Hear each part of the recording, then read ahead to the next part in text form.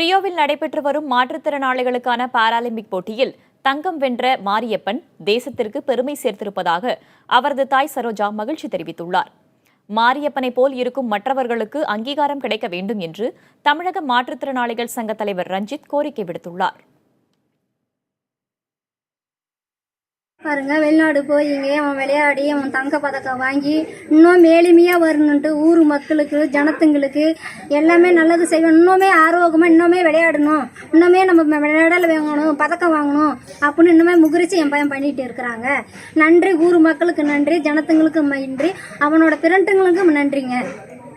ஒலிம்பிக்ஸில் வெற்றி பெற்றால் 2 கோடி ரூபா பரிசு தொகையை அறிவிச்சிருக்காங்க. நாங்களாம் வரவேற்கிறோம்.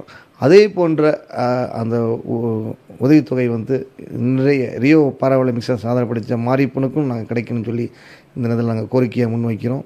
அதுபோன்று நிறைய பேர் பார்த்திங்கன்னா இன்றைய அளவில் தேசிய போட்டியில் மாற்றுத்திறன் விளையாட்டு வீர வீராங்கனைகள் மாரியப்பன் முதற்கொண்டு தேசிய விளையாட்டு போட்டிகள் அங்கீகரிக்கப்பட்ட விளையாட்டு ஆணையத்தால் நடத்தப்படக்கூடிய போட்டிகளில் சாதனை படைத்து இனி தமிழ் மண்ணுக்கு பெருமை சேர்த்துட்ருக்காங்க. ஆனால் பார்த்திங்கன்னா அவங்களுக்கு ஒரு ஊக்க உதவித்தொகை இல்லாமல் இருக்கின்றது.